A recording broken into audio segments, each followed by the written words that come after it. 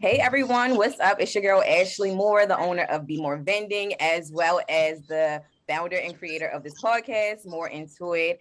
I'm super excited, as always, for this podcast. But we are here joined with my good girlfriend, Jameer. I will allow her to introduce herself, but you always know that I love to just give a backstory of how do I know the person. So we actually met through a mutual friend. I don't even know how many years ago. It's been like, it had to be like 2014. Yeah, I'm thinking 2013, 2014. Yeah, like we met Wow. back then and we just been rocking ever since. Our families are friends, and so it definitely makes it a lot easier that way. But she is definitely one of those friends that you really want to have in your corner because she is like the no nonsense, like what you gotta do, what we need to do, we need to get this done. Okay. Like she's not gonna let up, she's not gonna let which I need because I am number one procrastinator. Like she'd be like, what do you have to do? Okay, by when? Like we're gonna get this done. So I definitely appreciate you for that because all my friends know I procrastinate to the very last of the last of the last. Yes. So I definitely appreciate that. But I will allow you to go ahead and introduce yourself and let us know where you're from. Oh, well, hi, my name is Jameer. I am a licensed clinical social worker. I am from Baltimore, Maryland, West Baltimore to be exactly. West side in the house. Okay. Yes, mom, wife, full-time parent, no, let's say full-time worker, all of the above. No, listen, full-time parent because that's definitely that's a job within itself. Like Yes, yes. cannot leave that out. That is definitely the number one job. So what do you do as far as your career? I mean, run them lettuces, like let us know. So my credentials, the letters behind my name are LCSWC, and I am currently a medical social worker. So I work in a hospital setting. I do a little bit of everything from doing hospice, assistant living facility placements, guardianships in any event an individual doesn't have any family to make medical decisions for them. A ton of stuff. That's a lot. We have. That's a lot of responsibility, like especially caring for people in the hospital and things like that. What exactly made you want to get into this field? So originally, it started as a English project. I was originally in school for interior design. Okay. And fresh out of high school, 2009. Don't be trying to calculate my age. It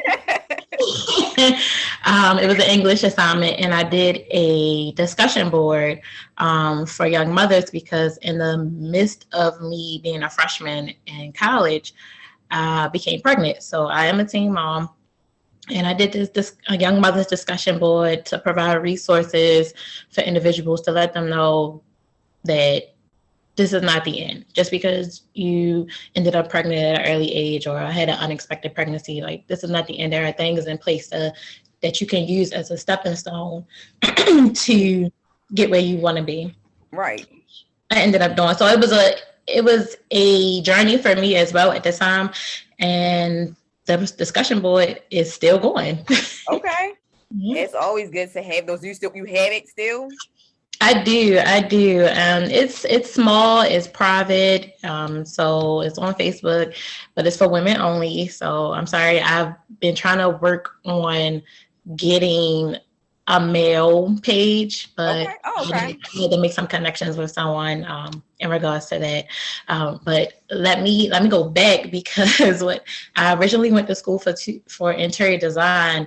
So in the midst of me getting pregnant and everything, I remember I was in a class and one of my teachers was like, in order to make money in this field, you need to travel, you got to go outside of Maryland. And I'm sitting here pregnant, like, How? yeah. And I just started feeling out of place. Like I no longer felt like that was something I wanted to do. So I ended up taking a career assessment with the guidance counselor. And the whole thing was therapy, marriage counselor. And I was like, I'm not doing that. I'm not doing that. People don't listen. They get on my nerves. So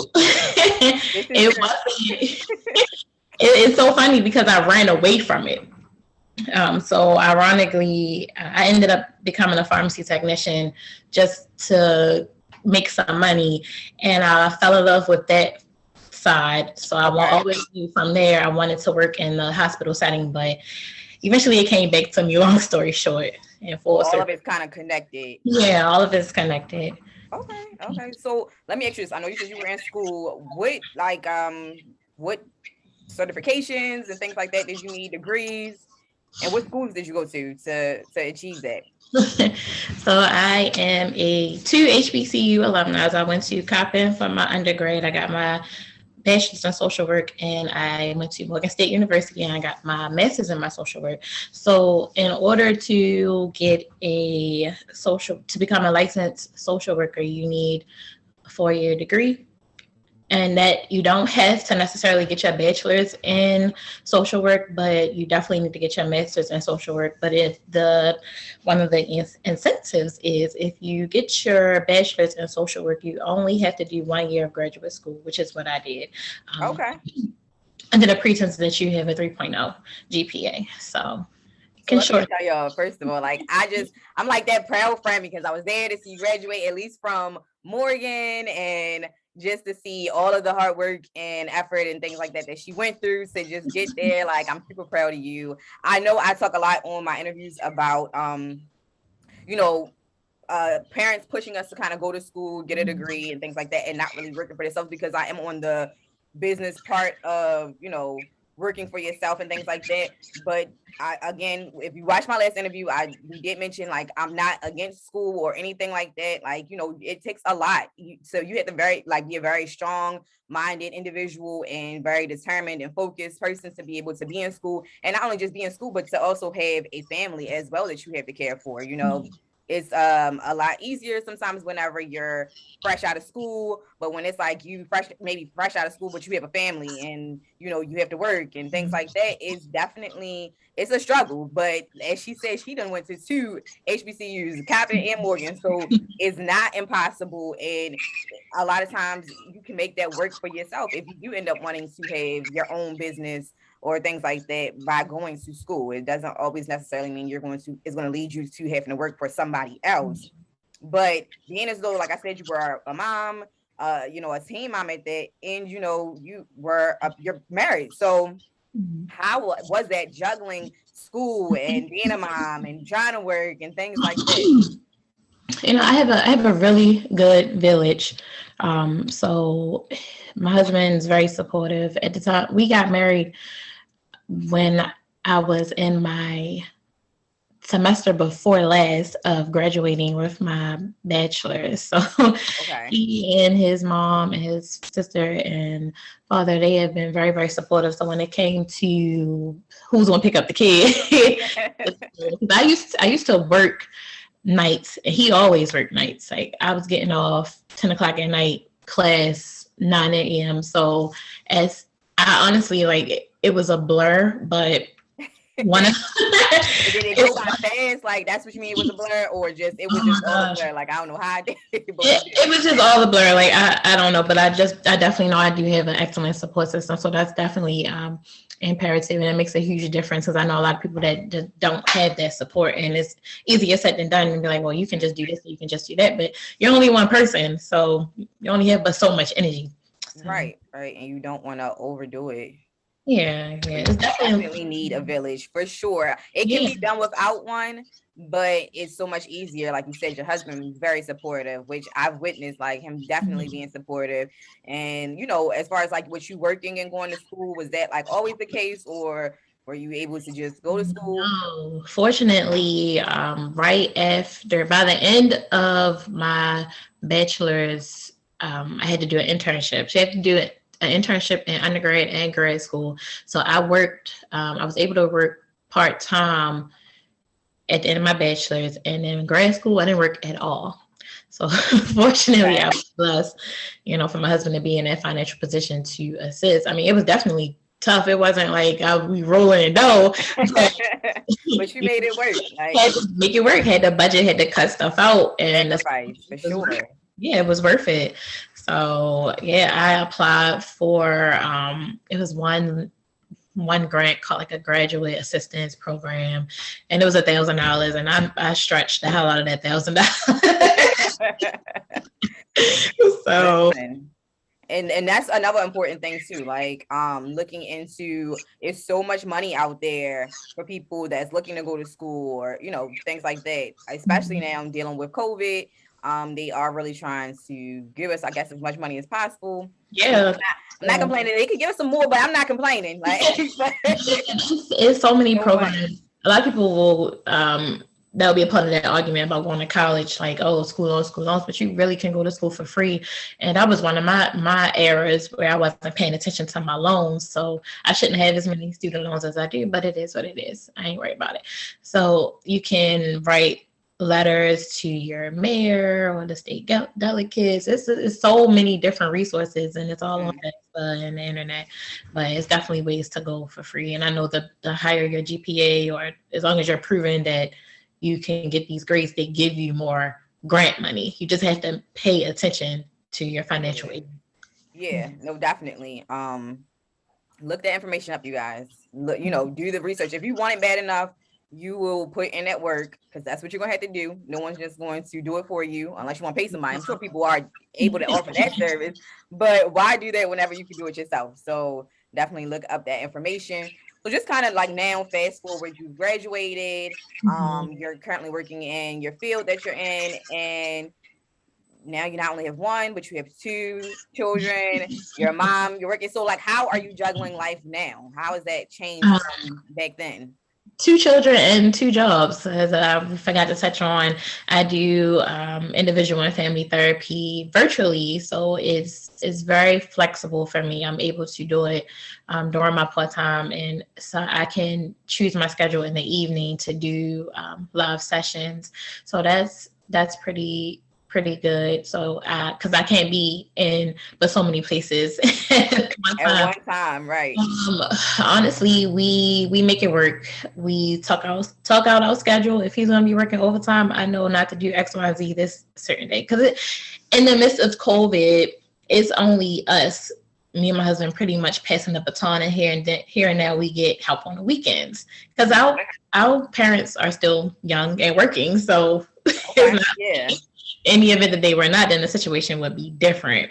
But definitely mapping out the schedule, like take into consideration of what he has going on and what I have going on, and we come together and we make it work. And my son is older, so he helps a lot as well with his younger sister.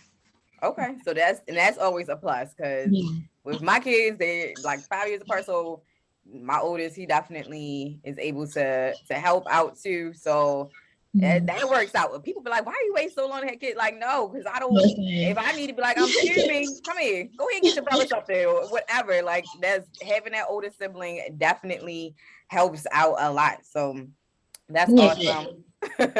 My thing with that was I did not want to have another child until I was completely finished with school, because my son, he came up with me. So if I'm in school and I'm at work, I'm missing time with him, and I didn't want to do that again with another child. So that's why I waited until I finished, and now they have my undivided attention.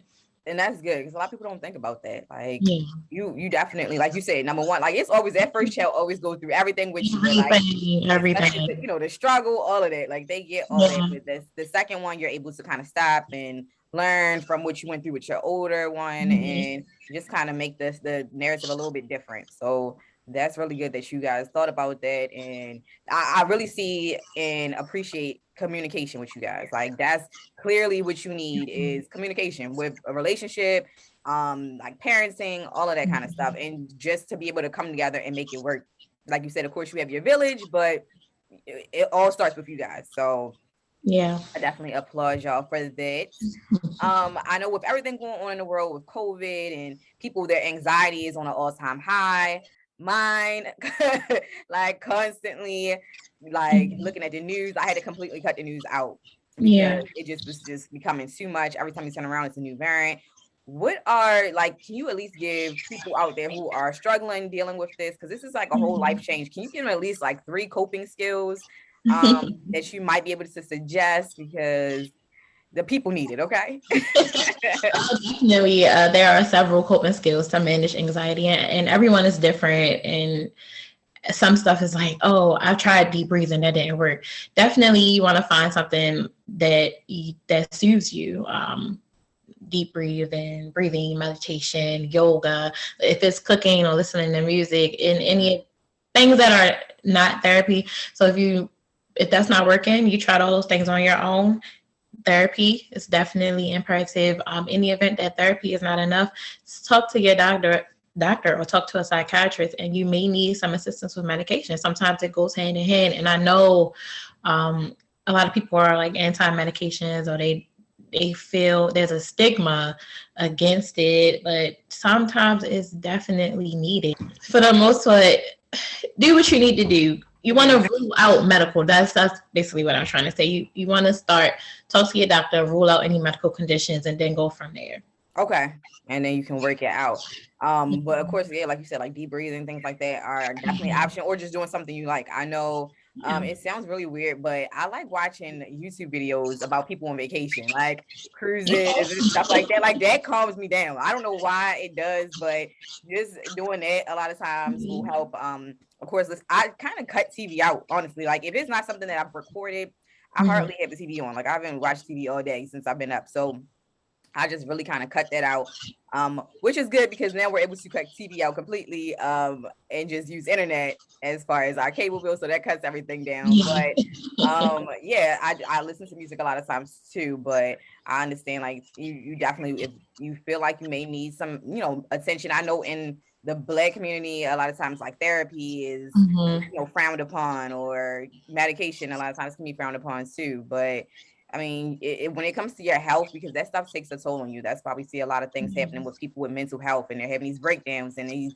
they're acting out in crazy ways. So you don't want to get to that point. You definitely want to. You want to reach out and get the help you need, and it essentially therapy is talking to someone.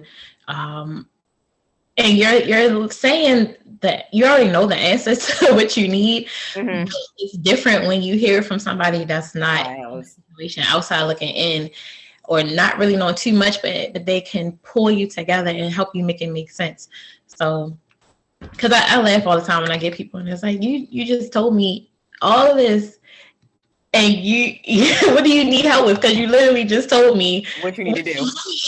But sometimes people need just, I guess, that reassurance and that validation, and telling a family member or telling a friend is not the same, because they have biases, and you need to talk to someone that's not biased in the situation. You don't know. Right. No, definitely. Because I feel like that's what a lot of times people do. They'll just be like, all right, well, I'll just ask my mom or something. I do that, but you definitely want somebody that's not going to be biased to a certain situation to get their viewpoints on it. So that's definitely helpful.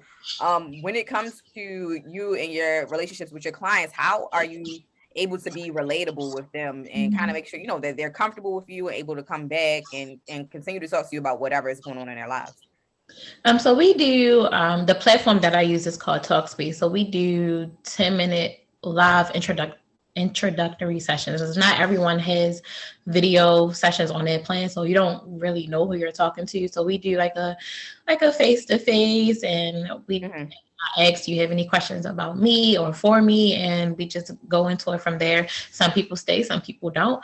I tell them how my therapy techniques, the ones that I like to use, everyone does not benefit from the same ones, and everyone is not the same. So I definitely tailor it the best that I can, but it all starts on building a relationship and gathering that information to be able to best assist them.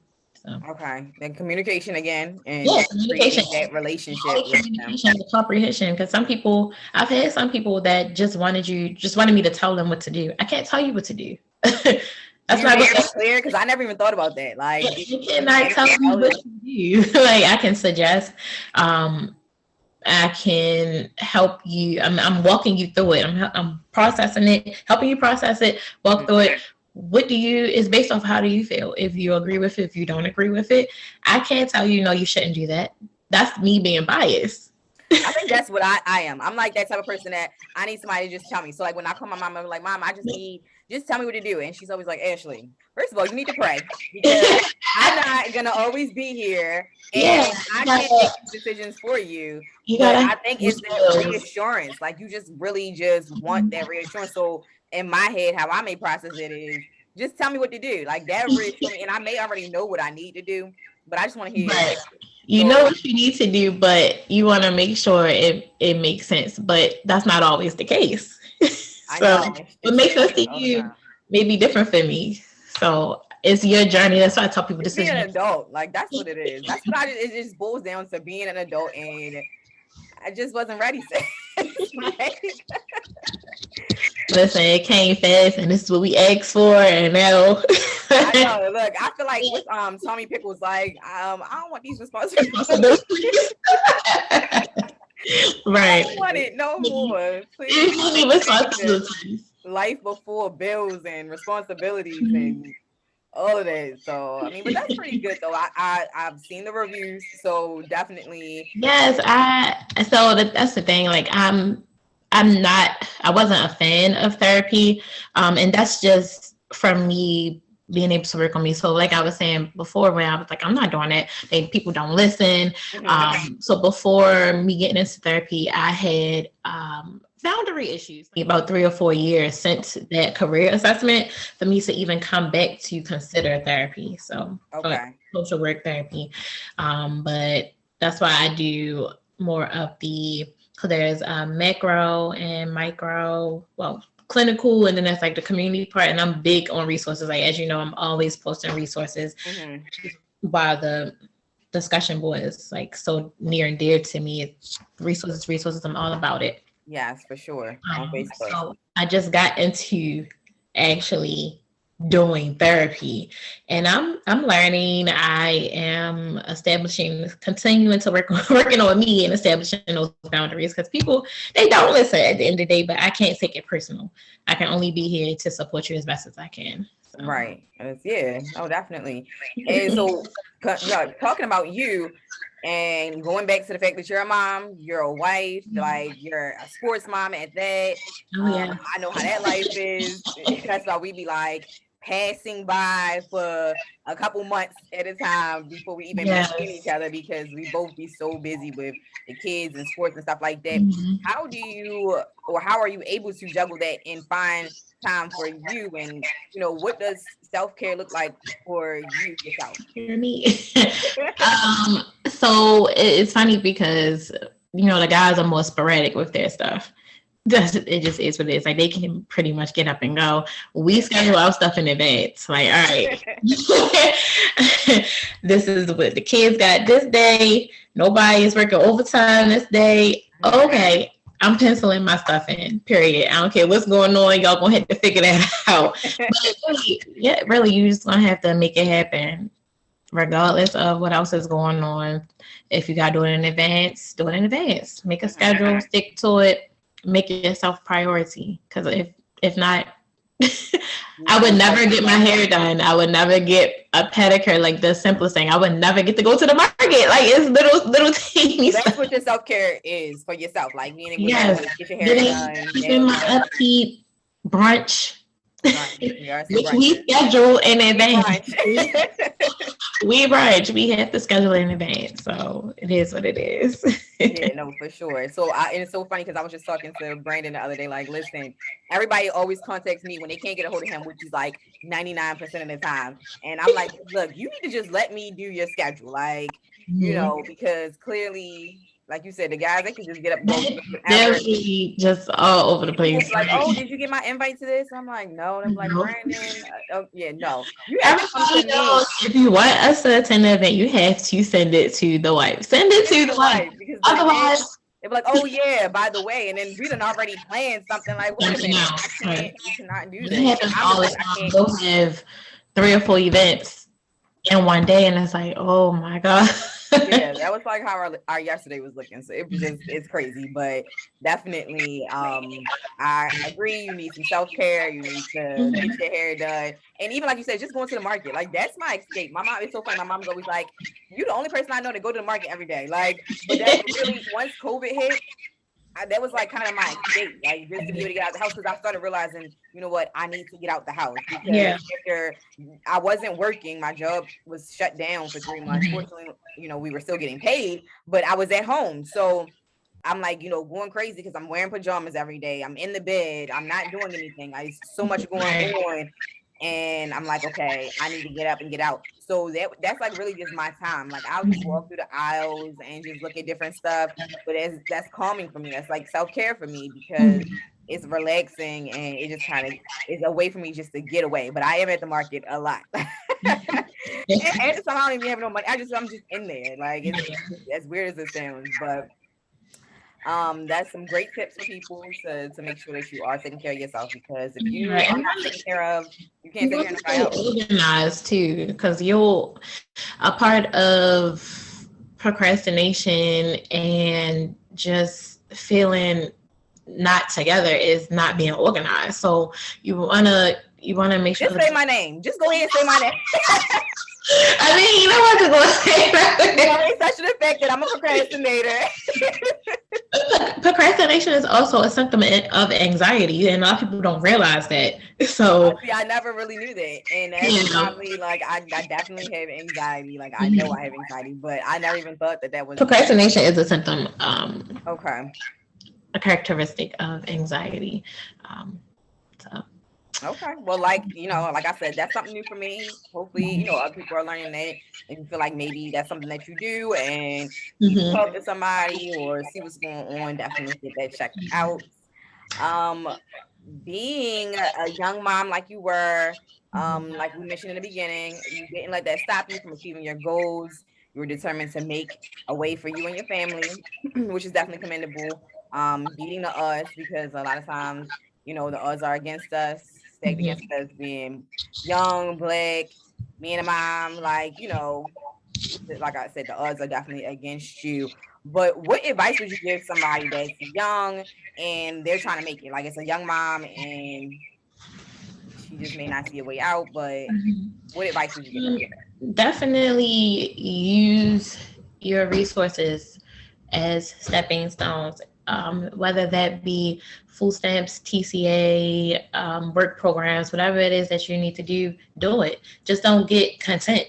A lot of people, as we know, a lot of people, they get in the system and they won't do certain things because of fear of losing their benefits. Right. What you got to do to get where you will be and where you want to be in life. It is so many endless possibilities once you are where you need to be. Definitely resources, research, like we talked about, mentors, talk to people. Like a lot of people don't like to share their struggles, but you will be surprised at what resource one person might have just off of a simple conversation. What job they might have, what openings are out there. That's how a lot of my gateways were, just conversations and making connections. Because as we know, it's not always what you know, is who you know. Who you know, exactly. Like my job now, like it's hard to get into a hospital. It really is. You really have to know somebody. And I met her 1 or 2 times, and she just was like, "You want a job?" Like, yeah. So yeah, and I ended up replacing her. So I didn't know she was leaving. I was a little bit sad about that. Okay. Yeah. Okay. We're back on. Okay. I'm sorry. No, I was just saying, yeah. Just you said the lady that you replaced her at your job that you're currently at. Yeah, my job. Like I thought she was getting me up a different position, but she was leaving, which is fine. Anybody could have replaced her, but had we not made that connection, had the conversation. Yeah, definitely getting relationships is important, because like you said, getting into hospitals is super hard. It is. I've applied to the hospital a couple times for different things, and you know, I had never heard back from any of it. Well, growing up, like I think I did dietary. That was like my second job, but it's hard to get in there. So definitely creating these relationships is super important, whether it's business or whatever. You don't know who or what they could assist you with. So definitely use that to your advantage. Just to kind of recap everything, like where do you see yourself in a year from now? In a year from now, I'm possibly will be in a different position. Okay. Can't really speak on it right now, but I definitely see myself in a different position. I don't think I'll go full blown with the therapy. I definitely will still be doing that part time. But Okay. yes, I definitely have some career changes in mind. Okay, so that's awesome. And I know I like to ask everybody this question, but I'll add a question to yours. What advice would you give your 18-year-old self? My 18-year-old self, oh my God. What version of it? PG-13? Yes, let's stick with the PG-13. My 18-year-old self, you keep going. You got this. Keep pursuing your dreams this way. I was going through a lot at 18 mentally. Okay. And we don't have much time left. But just know that you got this. You are worth it. You're worthy. You are important. You got this. Okay, so maybe that's a message for somebody that's listening and maybe going through whatever in life, whether you're 18, 20, 25, like it don't matter, 30, whatever. And what 3 traits could you use to best describe yourself? 3 traits that I would describe myself. I am a team player. I am loving and very detail oriented. Right. I definitely agree. I could add some caring, like I definitely think. So many. I didn't know which route to go. Like, when you're doing a job interview, you gotta say those questions. Yeah. At that point, you be stuck. Who am I? Like, I don't even know. Like, I'm always stuck. Like, well, who am I? Because you're at the end of the day, you always pretty much putting yourself last. So it's like, wait a minute, nobody ever asked me that before. You want to know about me? Right. So no, definitely. But I'm going to wrap this up. I definitely appreciate you taking the time out of your day. I know this is football Sunday, so when I asked me, I was like, "What day can I hook up with you so we can do this interview?" We can do it. Let me look at. First of all, she said, "Let me look at my calendar." Okay.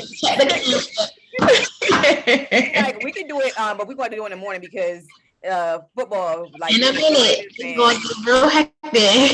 Yeah, exactly. Then the kids and stuff like that. Yeah, so she definitely planned that out. So no, I definitely appreciate you and appreciate your time. Keep doing what you're doing. You definitely are inspiring others. Especially with your story. I'm gonna put this out here, and hopefully, like I said, I'm pretty sure it will, touch somebody else and allow them to know that they can make it whatever situation that they're in. And you enjoy the rest of your day.